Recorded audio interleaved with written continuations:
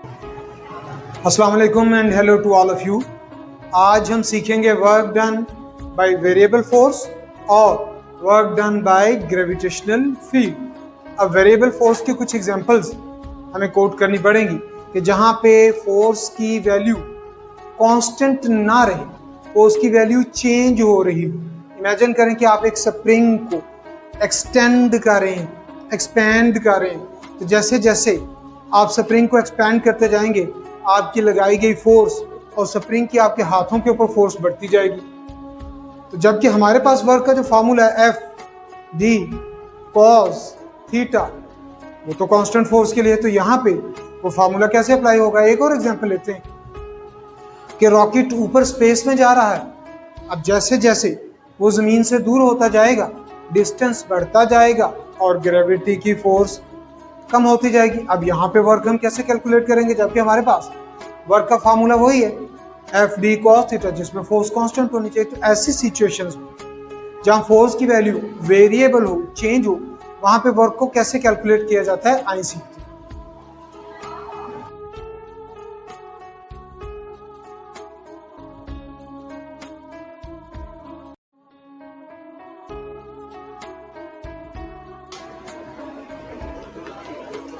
हम इमेजिन करते हैं कि दो पॉइंट्स हैं ए और बी, उनके दरमियान हमें एक बॉडी को मूव करवाना है, जबकि मूव करवाते हुए फोर्स की वैल्यू वेरी कर रही है, चेंज हो रही है।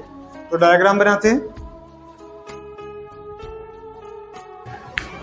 अब जब हमें पता है कि ए और बी के दरमियान मूव करते हुए फोर्स की वैल्यू चेंज हो रही, तो फिर वर्क का formula direct F D cos theta, इसके ऊपर अप्लाई नहीं किया जा सकता।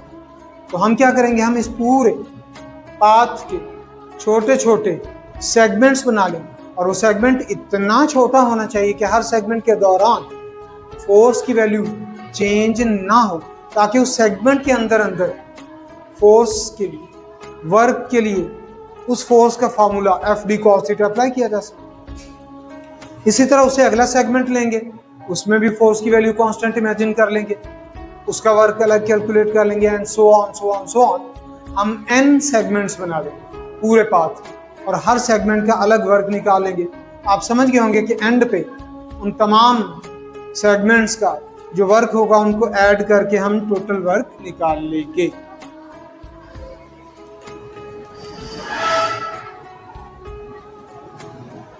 तो ये रहा सेगमेंट 1 जिसमें फोर्स की वैल्यू है F1 और एंगल की वैल्यू है थीटा 1। ये रहा सेगमेंट 2 जिसमें डिस्प्लेसमेंट है डेल्टा D2, फोर्स की वैल्यू F2, एंगल की value theta. So on move करते जाएं, सेगमेंट्स बनते जाएंगे। ये सेगमेंट इतने छोटे होने चाहिए कि हर सेगमेंट के फोर्स दौरान फोर्स की वैल्यू चेंज ना हो। और आखिरी सेगमेंट का नाम nth सेगमेंट है, वहां पे फोर्स का नाम Fn, डिस्प्लेसमेंट का नाम Dn और एंगल का नाम भी थीटा n हो।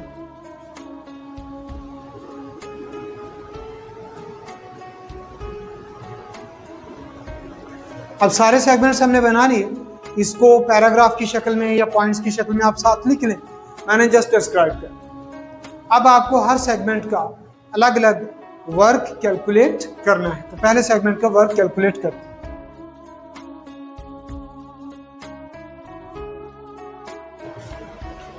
वैसे तो एफ डी कॉस थीटा है, लेकिन यहां पे सबके साथ 1 लगा दिया क्योंकि पहले सेगमेंट क्या। अब इसी तरह सेकंड सेगमेंट का,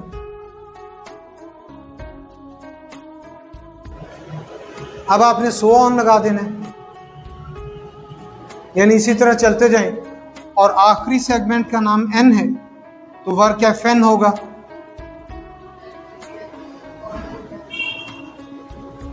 और यकीनन आप समझ गए होंगे कि अगला स्टेप है इन सारे छोटे छोटे इंटरवल्स के वर्क को आपस में ऐड करें तो टोटल वर्क निकल आएगा।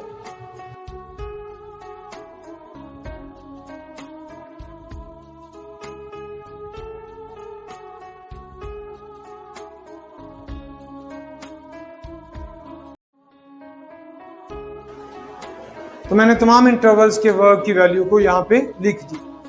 अब आपको इतनी बहुत सारी क्वांटिटीज को बार बार लिखने की बजाय शॉर्ट फॉर्म में लिखने का सिग्मा का तरीका सीखिए।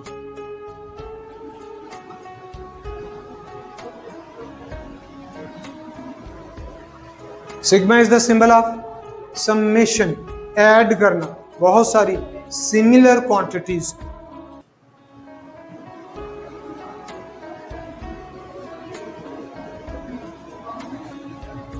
आप सोच रहे होंगे कि ये आई कहां से आ गया। ये आई एक वेरिएबल है जो 1, 2, 3, 4 और इसकी सारी वैल्यूज को, वर्ग की सारे इंटरवल्स को सिंबलाइज कर रहा है। यहाँ पे सिग्मा के नीचे आप आई की स्टार्टिंग लिमिट या लोअर लिमिट लिखेंगे और इसके ऊपर आप अपर लिमिट लिखेंगे, और ये कि आई की इन सारी वैल्यूज के लिए आप इन क्वांटिटीज को सम करें, इसीलिए सिग्मा स्टैंड फॉर समेशन। अब इसी वर्क को हम ग्राफिकल तरीके से भी कैलकुलेट करेंगे, ग्राफ बना के।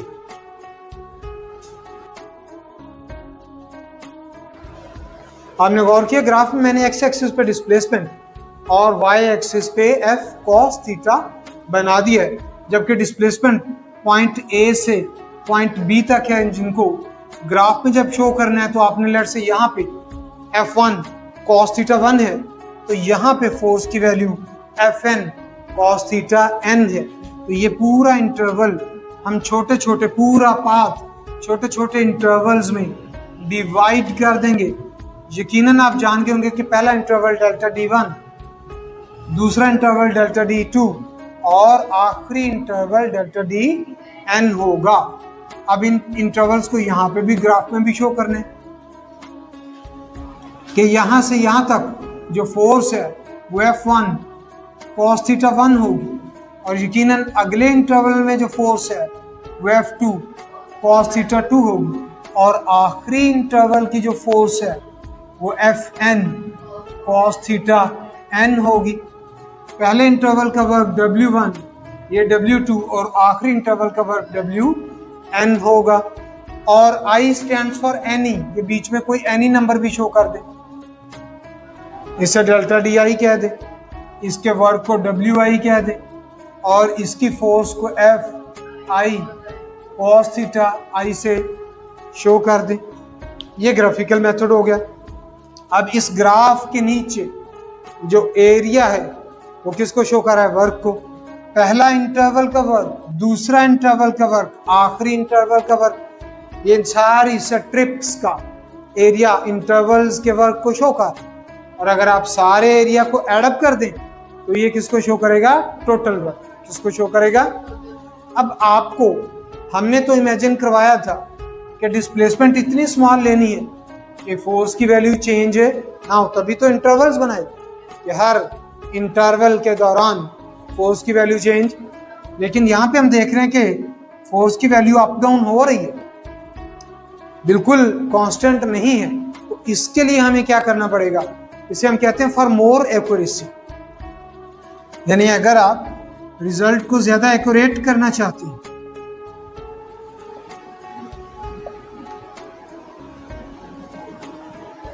तो बेटे ज्यादा एक्यूरेसी के लिए डिस्प्लेसमेंट को और स्मॉल करना होगा। तो यहाँ पे जब फासला और कम हो जाएगा तो फोर्स की वैल्यू और कांस्टेंट हो जाएगी या यूनिफॉर्म हो जाएगी। तो अगर आप इंटरवल्स को स्मॉल बना दें, यहाँ पे मैंने लिख दिया make delta D very very small. अब डेल्टा डी जितना स्मॉल होगा फोर्स की वैल्यू उतनी ही कांस्टेंट होगी और वर्क की कैलकुलेशन उतनी एक्यूरेट होगी।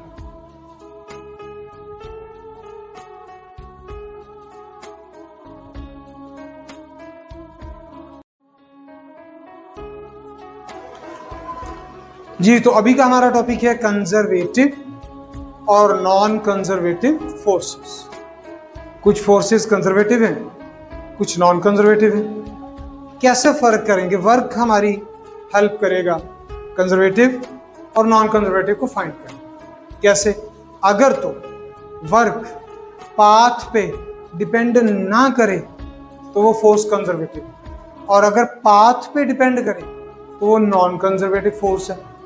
रास्ते पे डिपेंड करे अगर तो किसी भी रास्ते से चले जाए, वर्क की वैल्यू चेंज ना हो, तो ऐसा फील्ड, ऐसी फोर्स कंजर्वेटिव फोर्स। पहले मैं आपको इंट्रोड्यूस करवाता हूँ ग्रेविटेशनल फील्ड। बेटे, ग्रेविटेशनल फील्ड एक कंजर्वेटिव फील्ड है। इसमें वर्क डन पाथ पे डिपेंड नहीं करता, या यूं कह लें independent of the path followed. तो पहले डिफाइन करते हैं ग्रेविटेशन फील्ड।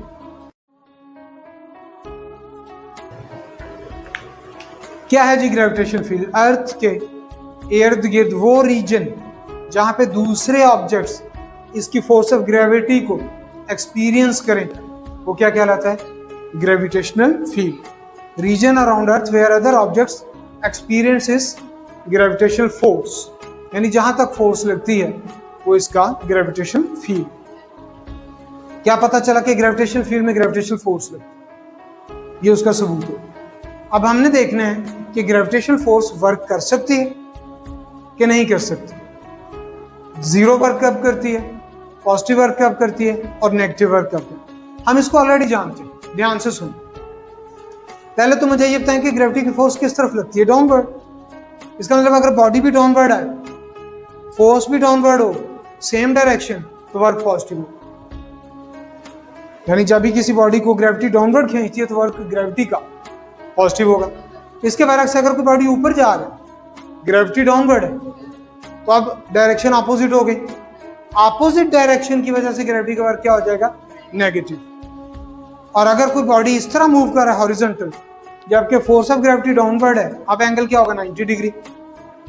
बॉडी इस तरह मूव कर रहा है, ग्रेविटी डाउनवर्ड, एंगल क्या बना? 90 डिग्री। तो यहां पे वर्क ग्रेविटी का जीरो हो जाएगा। तो हमने जाना कि डाउनवर्ड आते हुए ग्रेविटी का वर्क पॉजिटिव, अपवर्ड जाते हुए ग्रेविटी का वर्क नेगेटिव, और हॉरिजॉन्टल जाते हुए ग्रेविटी का वर्क जीरो। ये तीनों बातें मैं यहां पे लिखता हूं।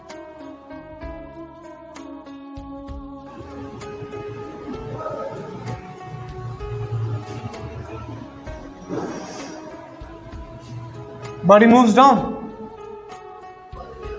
फोर्स भी डाउन है, डिस्प्लेसमेंट भी डाउन है, पॉजिटिव वर्क हो जाएगा। यहां तक समझ आ गई? फिर सुने, बॉडी मूव्स अप, अब फोर्स डाउनवर्ड है ग्रेविटी की, लेकिन अपवर्ड डिस्प्लेसमेंट है, अपोजिट डायरेक्शन की वजह से वर्क क्या हो जाएगा? Negative work. अब बॉडी मूव्स हॉरिजॉन्टल,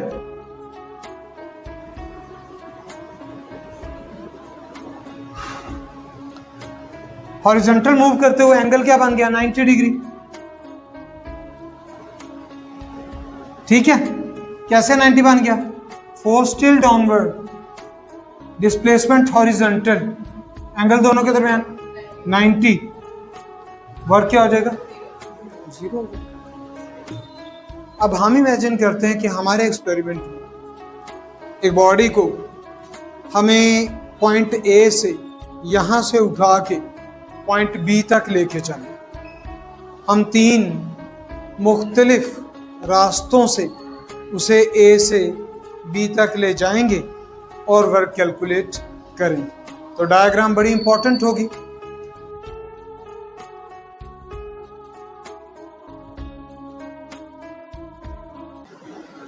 तो लेट्स से एक बॉडी जिसकी मास m है, वो पॉइंट ए पे है, हम उसे उठा के पॉइंट बी तक पहुंचाना चाहते हैं। ए के कंपैरिजन में बी की जो हाइट है, वर्टिकल हाइट, वो h है।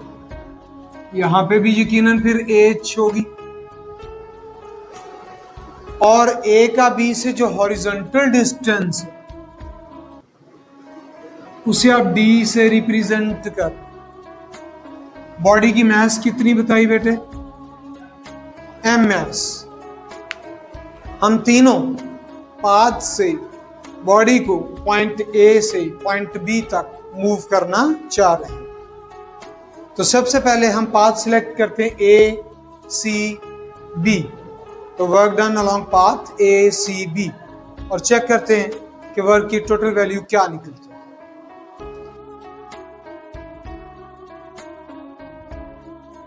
अगर आप इसे मैथमेटिकली लिखें तो दो हिस्सों में लिख सकते हैं। वर्क ए सी बी के दो हिस्से, ए से सी फिर सी से बी। मैं लिख देता हूं इसको इस तरह। अब हमें ये दोनों वर्क कैलकुलेट करने हैं और उनके ऊपर अपने ये जो कॉन्सेप्ट्स है ये अप्लाई कर। तो पहले वर्क ए सी को ऑब्जर्व करते हैं। बहुत तवज्जो से समझिए। Work done by gravitational field हम कैलकुलेट कर रहे हैं। अब ग्रेविटी की फोर्स तो डाउनवर्ड है। अगर ये बॉडी हम ऊपर लेके जा रहे हैं, लेट से हम इसको आहिस्ता आहिस्ता ऊपर लेके जा रहे हैं बॉडी, तो ग्रेविटी की फोर्स तो डाउनवर्ड है। और सभी बच्चे जानते हैं कि ग्रेविटी की फोर्स को वेट कहते हैं। वेट हमेशा डाउनवर्ड एक्ट करता है, जबकि ये जो डिस्प्लेसमेंट एच कवर हो रही है ये upward, displacement upward, force downward, angle क्या बना 180 डिग्री। वर्क क्या हो जाएगा नेगेटिव, तो यहां पे नेगेटिव वर्क हो। तो वर्क का formula F D cos theta यहां पे अप्लाई करें। लेकिन स्टूडेंट्स एफ की जगह पे वेट लगा दो और डी डिस्प्लेसमेंट वर्टिकली किससे रिप्लेस हो गई एच से, और कॉस 180 अगले स्टेप पे क्या हो जाएगा माइनस। बारी आ गई सी टू बी। जब बॉडी लेट से आप बॉडी को यहां पे लेके जा रहे हो, डिस्प्लेसमेंट राइट साइड पे, वेट स्टिल डाउनवर्ड है, एंगल क्या बनना जी 90 डिग्री। तो आप दोबारा इक्वेशन लिखोगे एम जी, आप डी ही लिखो क्योंकि हॉरिजॉन्टल डिस्प्लेसमेंट को हमने डी ही लिया है। मगर कॉस क्या आ जाएगा 90 डिग्री। भाई कॉस 180 माइनस 1, कॉस 90 0, तो टोटल वर्क क्या हो जाएगा minus m g h, minus sign इस क्या है, और ये पोर्शन तो जीरो है, मैं इसे लिखूंगा ही नहीं। This is called equation number 1। ठीक है, अब आप समझ गए होंगे कि जो अगला पाथ है वो है ए से डी फिर डी से बी, तो ये हो जाएगा वर्क ए डी बी। तो अगली हेडिंग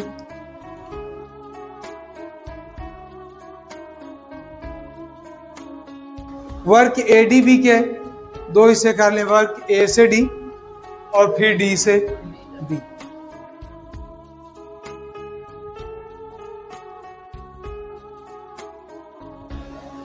स्टूडेंट्स जब ए से डी जा रहा होगा बॉडी, तो ये अगेन फोर्स की डायरेक्शन डाउनवर्ड, जबकि डिस्प्लेसमेंट हॉरिजॉन्टल है। हॉरिजॉन्टल मोशन में वर्क क्या होता है जी जीरो, तो ये वर्क तो जीरो हो गया। अब मैंने पूरी डिटेल दोबारा नहीं लिखी। बारी आ गई इसकी, डी से बी जाना है, ये बॉडी जा रहा है बेटा, ये फोर्स की वैल्यू डाउनवर्ड, फोर्स की डायरेक्शन, ये डिस्प्लेसमेंट की direction upward, force displacement cos 180, अगले स्टेप पे cos 180 का -1 शुरू में आ जाएगा।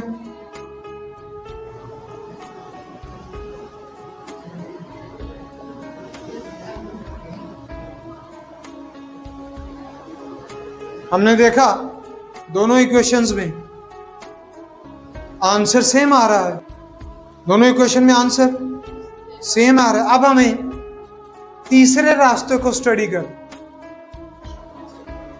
अब हमें तीसरा रास्ता जो बीच में से ए से बी की तरफ जाए उसमें देखना है कि वर्क क्या हो। इसी डायग्राम को दोबारा कंसीडर करें और दरमियाने पाथ को हाईलाइट करें। लेट्स से ये वो दरमियाना पाथ है जहां पे हम वर्क कैलकुलेट करना चाहते। ये तो रास्ता टेढ़ा मेढ़ा है, तो जब रास्ता ऐसा हो, टेढ़ा मेढ़ा हो, तो हम क्या करते हैं, उसके छोटे छोटे सेगमेंट्स बना देते हैं। अब हमें प्रैक्टिस तो हो गई कि हॉरिजॉन्टल पाथ में वर्क जीरो होगा ग्रेविटी का, और वर्टिकल पाथ में वर्टिकली अपवर्ड ग्रेविटी का वर्क नेगेटिव होगा। ये टेक्निक तो हमें आ गई है। तो हम क्या करते हैं, इस पूरे पाथ के छोटे छोटे हॉरिजॉन्टल और वर्टिकल स्टेप्स बना देते हैं। हॉरिजॉन्टल और वर्टिकल स्टेप्स बना देते हैं। हॉरिजॉन्टल स्टेप्स में वर्क कैलकुलेट करने की जरूरत नहीं होगी क्योंकि वर्क जीरो होगा, और वर्टिकल स्टेप्स में वर्क कैलकुलेट कर लिया जाएगा। ठीक है जी, हॉरिजॉन्टल और वर्टिकल स्टेप्स। पहला स्टेप, इसमें आप हॉरिजॉन्टल डिस्टेंस का नाम x1 कर और वर्टिकल डिस्टेंस का नाम y1 कर दे। एक और स्टेप, इस अगले स्टेप में हॉरिजॉन्टल डिस्टेंस का नाम x2 कर दें और वर्टिकल डिस्टेंस का नाम y2 कर। इसी तरह आपने सारे पाथ के स्टेप्स बनाने हैं। कुछ का वर्टिकली डिस्टेंस अपवर्ड भी होगा, कुछ का डाउनवर्ड भी होगा। व्हाटसएवर आप सबके स्टेप्स बनाते चले जाए हत्ता कि आप आखिरी स्टेप पे पहुंच जाओ। और आप जानते हैं हम आमतौर पे n स्टेप्स बनाते हो और आखिरी स्टेप का नाम रखेंगे डेल्टा xn और वर्टिकल स्टेप का नाम रखेंगे डेल्टा yn। और तरीकाकार क्या है, इन सारे स्टेप्स का अलग अलग वर्क कैलकुलेट करके एंड पे उनको आपस में सम कर दें, तो total work from point A to point B हमें मिल जाएगा।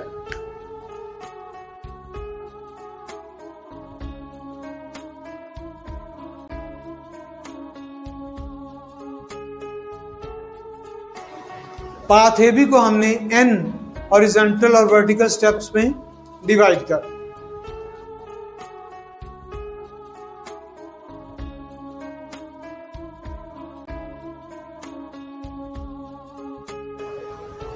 अब हम बता देंगे कि वर्क अलोंग हॉरिजॉन्टल पाथ यानी डेल्टा x इज 0।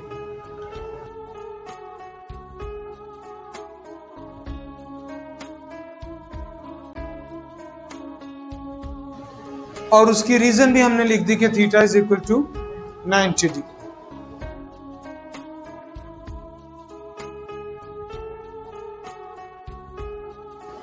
अब क्योंकि थीटा 180 है तो तमाम वर्टिकली अपवर्ड स्टेप्स में वर्क क्या हो जाएगा, नेगेटिव हो जाएगा। क्या हो जाएगा बेटे, नेगेटिव हो जाएगा।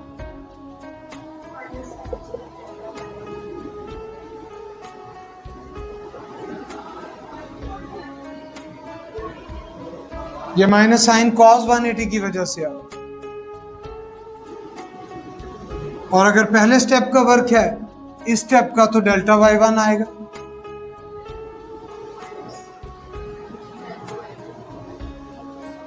अगले स्टेप का वर्क डेल्टा y2 आएगा, सो ऑन। आखिरी स्टेप का वर्क, अब आप गौर करोगे कि सारी इक्वेशन के स्टेप्स में mg और माइनस कॉमन है।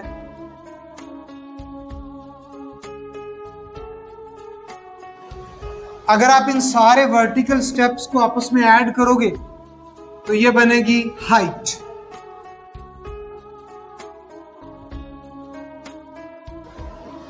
इन तमाम वर्टिकल स्टेप्स को ऐड करने से क्या बन जाएगी, हाइट बन जाएगी। तो फिर ऊपर वाली इक्वेशन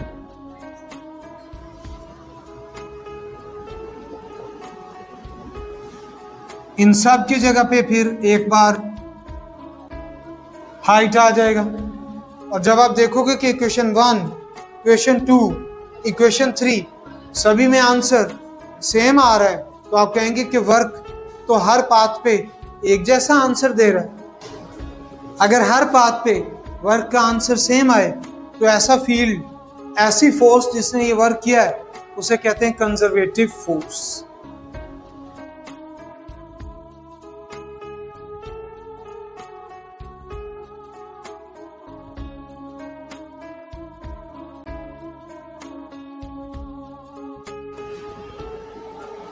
तो students, work is independent of path. तो ऐसा फील्ड, ऐसी फोर्स जहां पे वर्क इंडिपेंडेंट ऑफ पाथ हो, उसे हम कहते हैं कंजर्वेटिव फील्ड या कंजर्वेटिव फोर्स। तो आप इसको डिफाइन कर लें कि कंजर्वेटिव फील्ड क्या होता है। Field in which work is independent of the path followed is called conservative field. अब हम निकालेंगे इसी टॉपिक के लिए work done along a closed path.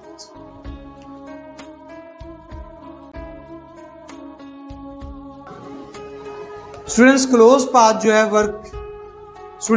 Path जो है ये कंजर्वेटिव फील्ड की एक और डेफिनेशन देता है।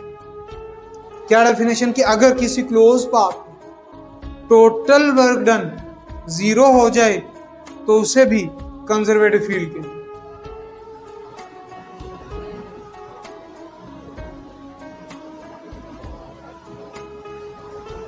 तो मैंने वो क्लोज पाथ लिया है ए से बी, बी से डी और डी से वापस ए।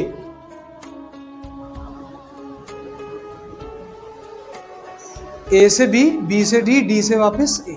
तो ये क्लोज पाथ।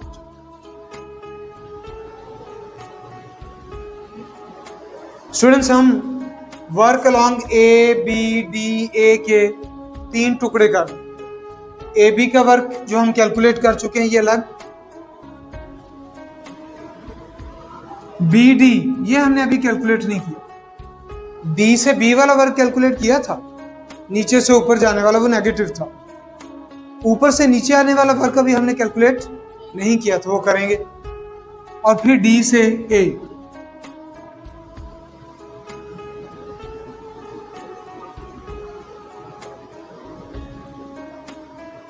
सबसे पहले वर्क ए बी, वो तो अभी हमने कैलकुलेट किया, माइनस एम जी एच।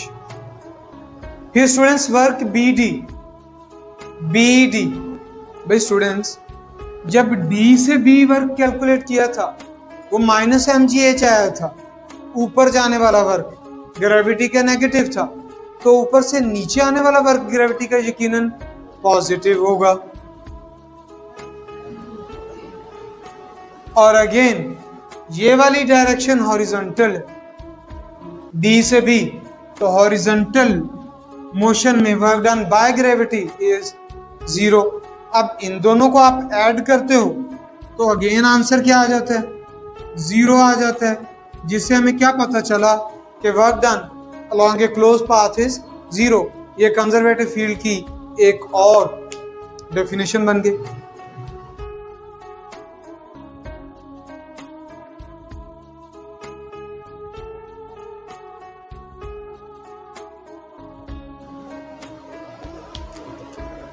अब हम देखेंगे कि कौन कौन सी फोर्सेस कंजर्वेटिव होती और कौन कौन सी फोर्सेस नॉन कंजर्वेटिव होती। तो सबसे पहले conservative forces.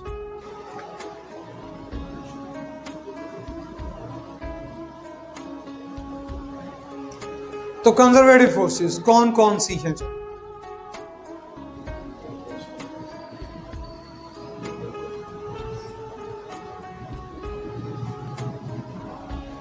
Gravitational force conservative है,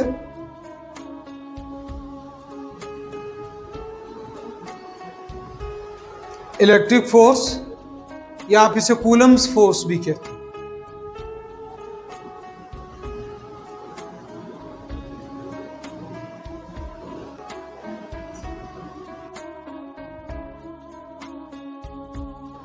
तो स्टूडेंट्स, 3 फोर्सेस हम डिस्कस कर रहे हैं जो कि conservative and gravitational force, electrostatic force जिसे कूलम्स फोर्स भी कहते हैं, और इलास्टिक स्प्रिंग फोर्स। आइए आप देखते हैं कि नॉन कंजर्वेटिव फोर्सेस कौन कौन सी हैं।